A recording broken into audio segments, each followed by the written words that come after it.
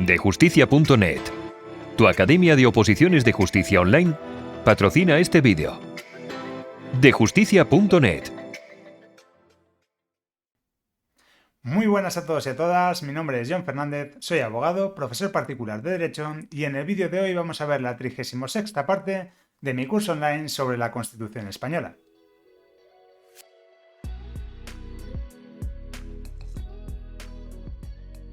En esta parte del curso vamos a continuar viendo el capítulo 3 del título 8 de nuestra norma suprema. Pero bueno, antes de nada y como siempre digo, si es la primera vez que me ves en pantalla, lo mejor que te puedo aconsejar es que acudas a la descripción de este vídeo, donde te voy a dejar un enlace a una lista de reproducción que he creado con todas las demás partes para que sí las puedas ver y te puedas poner al día. Si ya lo has hecho, te doy la bienvenida a esta parte 36 ya, donde tal y como te adelantaba vamos a continuar viendo el capítulo 3 del título 8 de nuestra norma suprema. En su día os dije que este capítulo lo íbamos a dividir en 3 vídeos diferentes, pero debido a la importancia que tiene el artículo 151 y el artículo 152, donde se estudia la famosa vía especial o vía rápida a la hora de constituirse un territorio como comunidad autónoma, he decidido dividir finalmente este capítulo en 4 vídeos y en esta clase únicamente explicar eso, el artículo 151 y el artículo 152, y ya la semana que viene terminar con este capítulo 3 y en definitiva con todo el título 8. Pero eso, es muy importante, lo tenéis que subrayar como importantísimo lo que vamos a estudiar a continuación en esta clase. Porque no solamente vamos a ver lo que es la vía especial o la vía rápida, sino que además os traigo, como modo de sorpresita y modo de compensación por alargarlo una semana más, os traigo un esquema en el que compararemos la vía especial o la vía rápida que vamos a estudiar en esta clase con la vía lenta o la vía común que estudiamos hace un par de clases. Así que, dicho lo cual, comenzamos ahora con la explicación del artículo 151.1, donde vemos lo más importante de todo. Nos dice: no será preciso dejar transcurrir el plazo de 5 años, al que se refiere el apartado 2 del artículo 148, que estuvimos estudiando la semana pasada, darle un vistazo si no os acordáis, cuando la iniciativa del proceso autonómico sea acordada dentro del plazo del artículo 143.2, que recordamos que era un plazo de 6 meses, además de por las diputaciones o los órganos interinsulares correspondientes, por las 3/4 partes de los municipios de cada una de las provincias afectadas que representen al menos la mayoría del censo electoral de cada una de ellas y dicha iniciativa sea ratificada mediante referéndum por el voto afirmativo de la mayoría absoluta de los electores de cada provincia en los términos que establezca una ley orgánica. Bien, esto es lo que nos tendríamos que aprender acerca de la iniciativa para poder constituirse por la vía rápida o por la vía especial. Pero lo importante y lo que nos puede confundir un poco de cara al examen es la comparación con la vía común o la vía lenta. Dicen que las comparaciones son odiosas, pero en este caso me parece hasta una comparación bonita y muy práctica para tenerlo en cuenta de cara al examen, así que vamos con ello. Aquí vamos a diferenciar, como os decía, entre la vía común o la vía lenta y la vía especial o la vía rápida. Os lo he intentado poner todo en una misma pantalla para poder ver las diferencias paso a paso. Vamos con la vía común o la vía lenta, que nos decía que la iniciativa le corresponde a las diputaciones interesadas o el órgano interinsular correspondiente y a las 2/3 partes de los municipios cuya población represente al menos la mayoría del censo electoral de cada provincia o isla. Esto nos quedó claro cuando estuvimos estudiando el artículo 143. Pero ahora, si lo diferenciamos o lo comparamos con el artículo 151.1, vemos alguna que otra diferencia. En este caso nos dice que la iniciativa podría iniciarse por las diputaciones u órganos interinsulares correspondientes, en este caso es exactamente igual, y además de ello, ya no son las 2/3 partes de esos municipios, sino que nos habla de las 3/4 partes de los municipios de cada una de las provincias afectadas que representen, en este caso es igual, al menos la mayoría del censo electoral de cada una de ellas. ¿Vale? Importante. Aquí eran 2/3 partes, aquí 3/4 partes. ¿Veis la diferencia, no?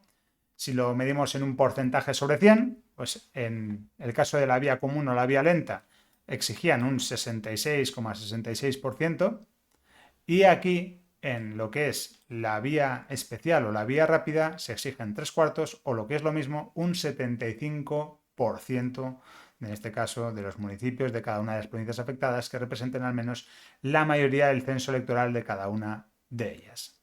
Además de ello, en esta vía especial o vía rápida vemos un tercer punto, que nos dice que dicha iniciativa tiene que ser ratificada mediante referéndum con el voto de la mayoría absoluta. ¿Vale? Y lo completamos con lo que nos dice la ley. Mediante referéndum por el voto afirmativo de la mayoría absoluta de los electores de cada provincia en los términos que establezca una ley orgánica. En este caso, voy a hacer también hincapié en lo que nos dicen en esta ley orgánica porque luego en el último punto de este artículo 151 también se hace mención a ello. Así que nos vamos quedando con que se hace mediante una ley orgánica. Bien, vemos esa principal diferencia en el primer punto. Acabamos de comparar este primer punto con este de las dos vías que existen para que un determinado territorio se pudiese constituir en comunidad autónoma. Yo creo que queda claro, ¿vale? Este esquema, no sé si os lo he dicho ya, pero si lo queréis, oye, me lo pedís para que lo suba a Patreon, ¿vale? Perfecto, pues además de ello, seguimos haciendo las diferencias. Estos requisitos deberán ser cumplidos en el plazo de 6 meses desde el primer acuerdo adoptado al respecto por alguna de las corporaciones locales interesadas. Eso es exactamente lo mismo en la vía común y en la vía especial, ¿vale? Esto lo tenéis aquí, que nos decía que la iniciativa del proceso autonómico tiene que ser acordada dentro del plazo del artículo 143.2. Y este artículo 143.2 lo que nos decía es que estos requisitos tenían que ser cumplidos en el plazo de 6 meses desde el primer acuerdo adoptado al respecto por alguna de las corporaciones locales interesadas. Por lo tanto, en este segundo punto, en ambos casos o en ambas vías, es exactamente igual. Pero vuelve a cambiar en el tercer punto que tenemos en esta comparativa, ya que en la vía común o en la vía lenta que estudiamos en el artículo 143, vimos que, transcurridos 5 años y mediante la reforma de sus estatutos, las comunidades autónomas podrán ampliar sucesivamente sus competencias. Bueno, esto en realidad lo vimos en el artículo 148.2, pero se aplicaba a la vía común o a la vía lenta, ¿vale? Que tenían que esperar 5 años para ampliar sucesivamente sus competencias. ¿Pero por qué le llamamos vía especial o también conocida como vía rápida? Por esto mismo, por lo que vemos en esta comparativa, que no es preciso, en la vía especial o la vía rápida, dejar transcurrir el plazo de 5 años para ampliar sucesivamente las competencias, sino que estas competencias o dichas competencias pueden ser asumidas desde el primer momento si se ha logrado llegar a través de la vía especial o la vía rápida. De ahí que exijan un porcentaje mayor y un referéndum más. ¿Vale? ¿Se entiende? Eso es lo que nos viene a decir con este punto de aquí, de no será preciso dejar transcurrir el plazo de 5 años al que se refiere el apartado 2 del artículo 148. Bien, pues eso sería, yo creo que de lo más importante que vamos a estudiar en la clase de hoy. Esta tabla comparativa entre la vía común o lenta y la vía especial o rápida. Y ahora lo que nos toca ver es cómo se tienen que elaborar esos estatutos de autonomía por la vía rápida. En su día lo estuvimos estudiando por la vía lenta, pues ahora lo vamos a estudiar por la vía rápida.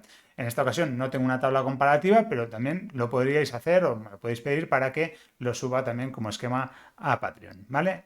Bien, pues vamos con el punto segundo, que también es bastante importante y también lo suelen preguntar con mucha frecuencia en los exámenes. Nos dicen que en el supuesto previsto en el apartado anterior, es decir, cuando un determinado territorio se constituya o se quiera constituir como comunidad autónoma a través de la vía rápida, el procedimiento para la elaboración del estatuto será el siguiente. Ojo con ello, hay 5 pasos que tenemos que tener en cuenta.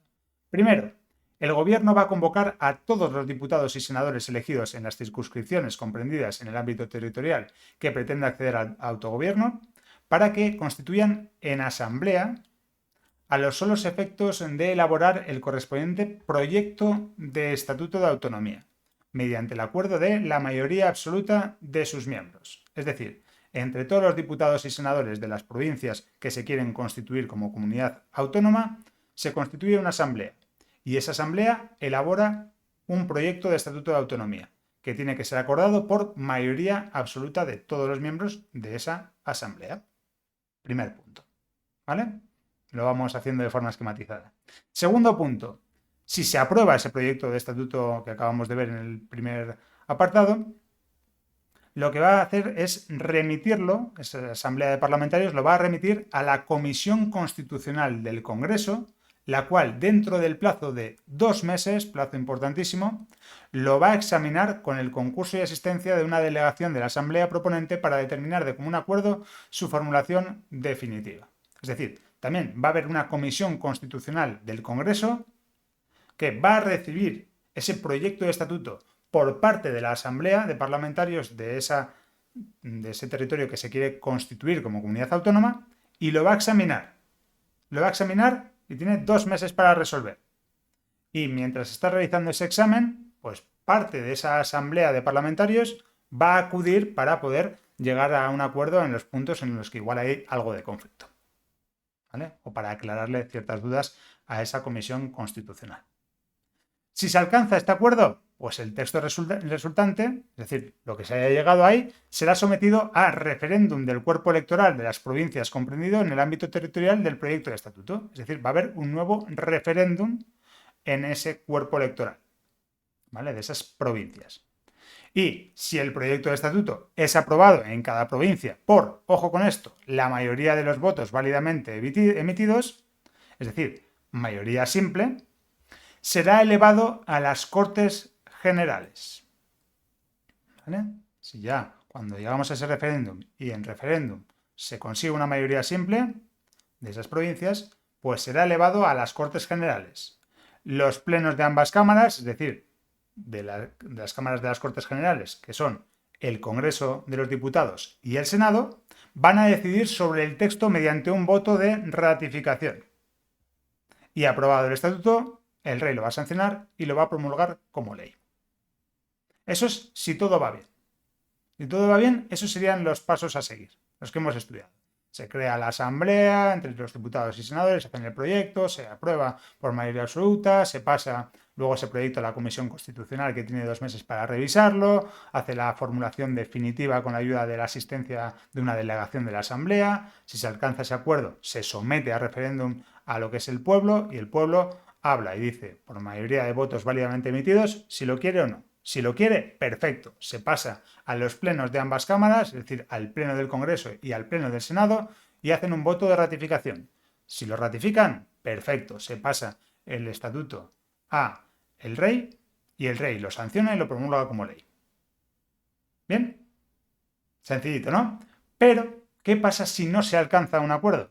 Pues si no se alcanza un acuerdo, tenemos que acudir necesariamente al punto 5, que nos dice, de no alcanzarse el acuerdo a que se refiere el apartado 2 de este número, el proyecto de estatuto será tramitado como proyecto de ley ante las Cortes Generales. Es decir, que si no conseguimos este punto de aprobar el proyecto que se remita a la Comisión Constitucional y no pase de ahí, pues se va a tramitar como un proyecto de ley ante las Cortes Generales. El texto aprobado por estas será sometido a referéndum del cuerpo electoral, nuevamente, en este caso también, de las provincias comprendidas en el ámbito territorial del proyecto de estatuto, y en caso de ser aprobado por la mayoría de los votos válidamente emitidos en cada provincia, se procederá a su promulgación en los términos del párrafo anterior. ¿Vale? Es decir, nuevamente lo que sucede es que se pasa al rey, lo sanciona y lo promulga como ley. ¿Bien? ¿Se han entendido los 5 puntos que figuran en este artículo 151.2? Ya os digo que lo suelen preguntar con suma frecuencia. Y además nos dice que en los casos de los párrafos 4 y 5 del apartado anterior, ¿vale? Cuando ya hemos llegado a alguno de estos puntos, si no se aprueba el proyecto de estatuto por una o varias provincias, no va a impedir la constitución entre las restantes de la comunidad autónoma proyectada, en la forma que se establezca en la ley orgánica que acabamos de comentar en el punto primero del artículo 151. Es decir, que en esa ley orgánica de la que hablábamos se va a establecer cómo se va a poder proceder en esos casos. ¿En qué casos? En casos de que, por ejemplo, una provincia no quiera o no llegue a esa mayoría simple de referéndum que estábamos hablando. Entonces, en esos casos, si no se aprueba el proyecto de estatuto por una o varias provincias, no se va a impedir que las otras se constituyan en una comunidad autónoma. ¿Vale? Pues una no quiere, perfecto, no ha llegado, vale. Pero si la ley orgánica lo estaba previsto en esta ley orgánica, las demás provincias sí que se pueden unir en comunidad autónoma mediante esta vía rápida o vía especial. Bien, ¿queda claro el artículo 151? Yo creo que no tiene que quedar ninguna duda. Y esto lo vamos a completar o a complementar, como se suele decir también, con el artículo 152. ¿Vale? Artículo 152, que nos dice que en los estatutos aprobados por el procedimiento a que se refiere el artículo anterior, es decir, mediante esa vía especial o vía rápida, la organización institucional autonómica se va a basar en lo siguiente. Va a haber una asamblea legislativa elegida por sufragio universal con arreglo a un sistema de representación proporcional que asegure además la representación de las diversas zonas del territorio. También va a haber un consejo de gobierno con funciones ejecutivas y administrativas y también va a haber un presidente elegido por la asamblea de entre sus miembros y nombrado por el rey, al que le va a corresponder la dirección del consejo de gobierno, la suprema representación de la respectiva comunidad y la ordinaria del estado en aquella. En este caso, el presidente y los miembros del Consejo de Gobierno también van a ser políticamente responsables ante la Asamblea Legislativa que estábamos comentando. Por tanto, en estos casos, repito, una Asamblea, también va a haber un Consejo de Gobierno y un presidente, con esas funciones y esas cuestiones que figuran en el artículo 152 y que ya a estas alturas podemos desgranar tranquilamente. Bien, además de ello, ¿qué tenemos? Pues tenemos un Tribunal Superior de Justicia en cada una de las comunidades autónomas. Tenemos un Tribunal de Justicia que, sin perjuicio de la jurisdicción que corresponde al Tribunal Supremo, va a culminar la organización judicial en el ámbito territorial de la comunidad autónoma. Es decir, que con independencia de lo que pase con el Tribunal Supremo, que ya lo estuvimos estudiando en su día, creo que era en el artículo 123, que era el supremo órgano en todas las materias excepto en las constitucionales, dentro de lo que es la comunidad autónoma, si nos imaginamos la pirámide en este caso jerárquica, hablando de juzgados y tribunales, quien va a estar en la cúspide de esa pirámide dentro de la comunidad autónoma va a ser el Tribunal Superior de Justicia. ¿Vale? Todo ello sin perjuicio de que luego ya a nivel estatal, en la cúspide, poníamos al Tribunal Supremo. ¿Vale? Pero dentro de la comunidad autónoma ponemos al Tribunal Superior de Justicia. Y en los estatutos de las comunidades autónomas se pueden establecer los supuestos y las formas de participación de aquellas en la organización de las demarcaciones judiciales del territorio, cómo pueden participar las comunidades autónomas a la hora de poner partidos judiciales o donde se instalan los juzgados, etc. Todo ello de conformidad con lo previsto en la Ley Orgánica del Poder Judicial y dentro de la unidad e independencia del Poder Judicial que ya comentamos en su día en otro título de la Constitución española. Y además, sin perjuicio de lo dispuesto en el artículo 123, que repito, era el que hablaba del Tribunal Supremo, las sucesivas instancias procesales, en su caso, se van a agotar ante órganos judiciales radicados en el mismo territorio de la comunidad autónoma en que esté el órgano competente en primera instancia.